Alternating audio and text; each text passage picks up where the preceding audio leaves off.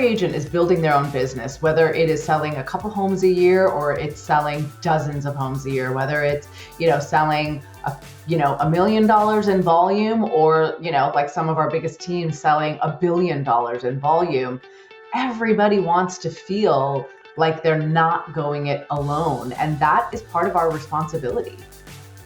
Yeah. And I think that making people feel significant is the secret to success.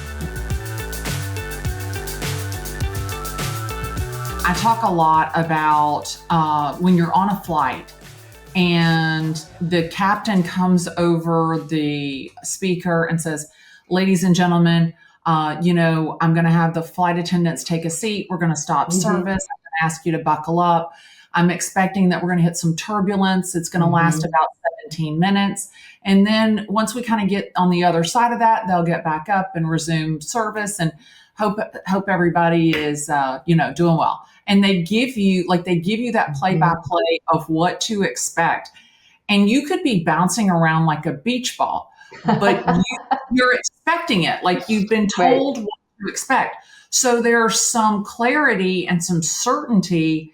And there's also someone who's told you, hey, expect this, but we're going to get on the other side. And I think that in leadership positions, that is a critical piece of the puzzle, because when people don't hear from the person at the top, they start making up their own stories. They start making up their own scenarios. And I think that is when you're behind that, as a leader, you are on the defense. Whereas if you are in front of it, you are on the offense and you are the one leading the ship. The ship is not out of control. And it's funny that you say nerve-sighted. I was at church on Sunday and the pastor made a comment about rather than being reactive, have respond ability. And I don't think that that's a word either, but I loved the ability to respond in a measured way and how critical that self-talk is and how that changes the ultimate ending of the story. When you're reacting, you're all whacked out. You're not really thinking clearly on what you're doing in that moment. Whereas if you take a moment and you pause and you have the ability to respond in measured steps, it gives you it's almost like a U-turn. It gives you a much clearer path to make the right decision. Absolutely. Yeah. No, it's really important to give people as much information, as much in advance as possible so that they feel prepared to make those left and right and U-turns so that they feel like they are also driving their own car, like it's not out of control, because, people will fill in a void. They won't let the void be empty. And so as leaders, I think we have to understand human nature and ensure that folks don't feel like they have voids that they need to fill in. Right. I think that's critical. Now, we talked a little bit about like the massiveness of the network. We talked a little bit about your leadership style. You said that you were on a call with 175, a call with 100, and you're traveling to be in person with 200. I guess I'm number 199. I'm excited to be there with you coming up and have some time face to face. I think that you are right, that they want to see you.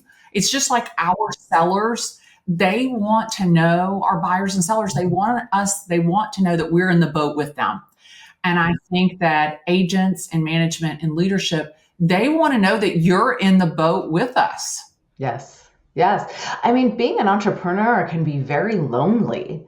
And I think we have to recognize that as leaders in a brokerage business, that we have to help our agents feel like they're part of a community that's in it with them. That, every agent is building their own business, whether it is selling a couple homes a year or it's selling dozens of homes a year, whether it's, selling $1 million in volume or, like some of our biggest teams selling $1 billion in volume.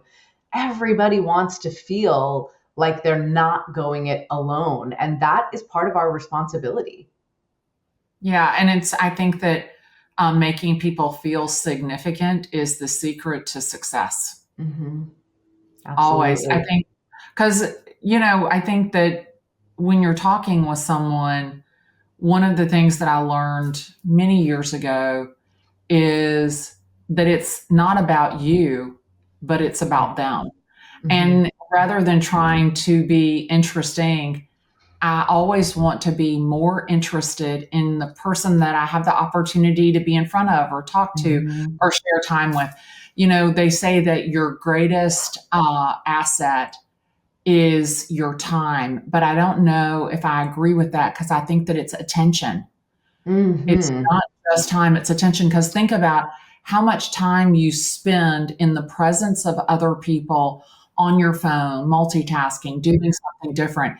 And yesterday, that time with your daughter, getting an ice cream, talking through being nerve sighted, like you were there present with her and she had 100% of your attention.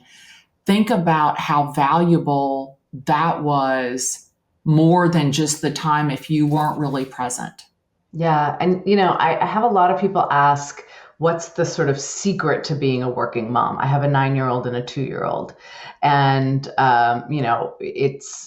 it's very challenging because I want to be a very present mother and I want to be a very present partner to my husband and I want to be a very present CEO and leader to this company.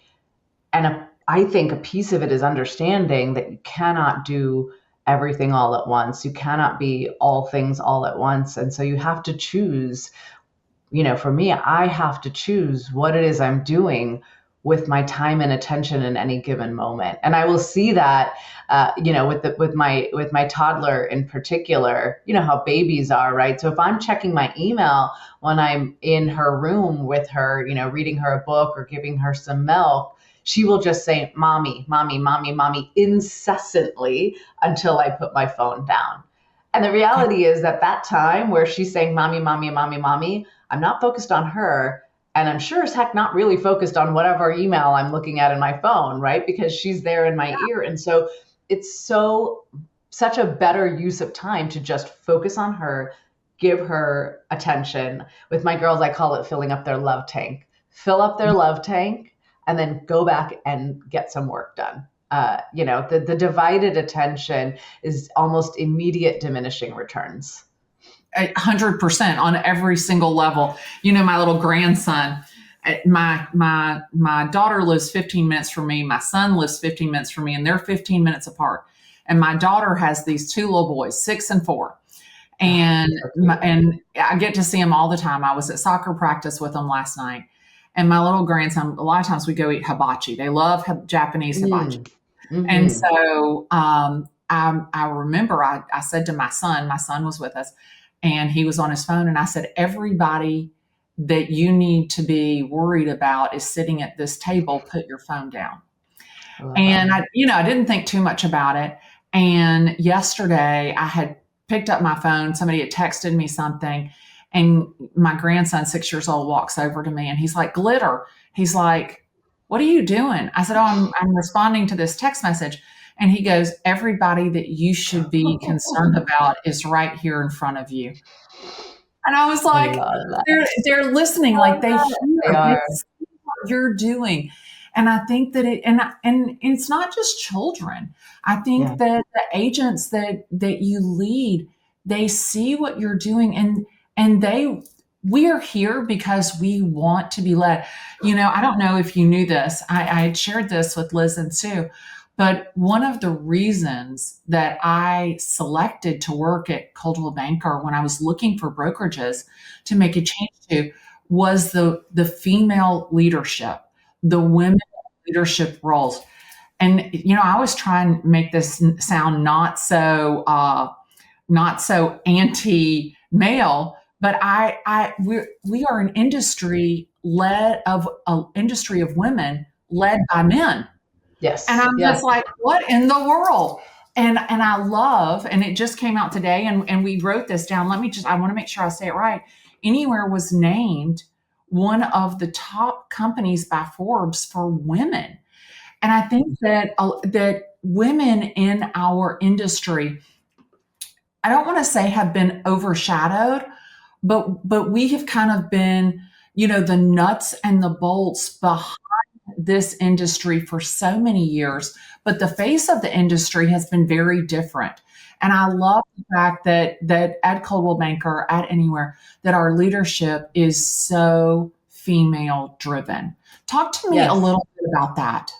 I mean, it's so important. So, women make up the vast majority of real estate agents in the US, but are very much underrepresented in leadership. And that is in terms of team leads. So, in terms of agents in the field, so team leads, top producers, and in terms of brokerage leadership. So, most brokerage CEOs and leaders are male.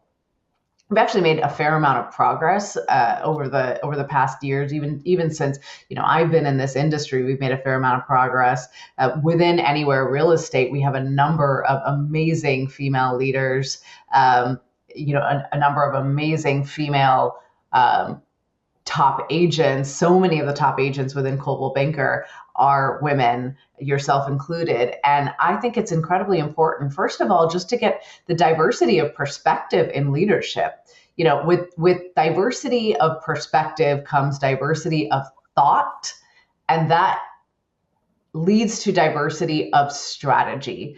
And the only way that you can ensure as a business that you really are implementing the best strategies to grow business, to be the best, to be leaders, is having that diversity of perspective and strategy. And, as a brokerage, how could we possibly aim to provide the best service to all of those female real estate agents if we don't have any women in leadership who are providing their own perspectives? I think it's incredibly important.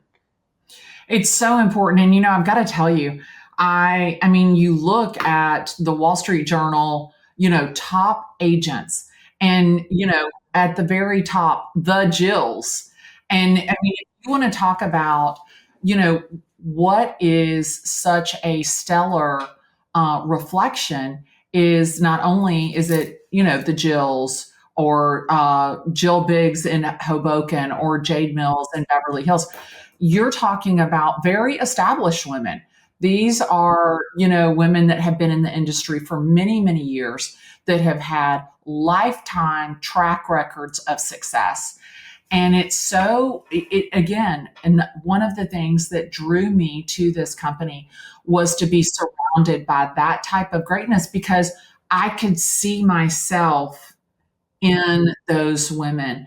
And it was so critical for me. And I hope that one of the legacies that I spearhead, that I leave behind, is for women. It's so critical to me for women to not only have a place in leadership and have a voice in real estate, but also to have a financial independence that real estate provides, while a lot of times still being a full-time mom. Absolutely. I think that that's one thing that most people really don't realize. I mean, when I got into real estate, it was specifically because I didn't want to miss a soccer game. I didn't want to miss a cheerleading competition. I didn't want to miss a Valentine's Day performance. And I was able to go to all of that and still sell real estate to my friends. My son, when he was in fourth grade, he got sick at school, and the nurse said to him, "Does your mom work?" She was trying to figure out, where did she call me, or could she call me, or could I come?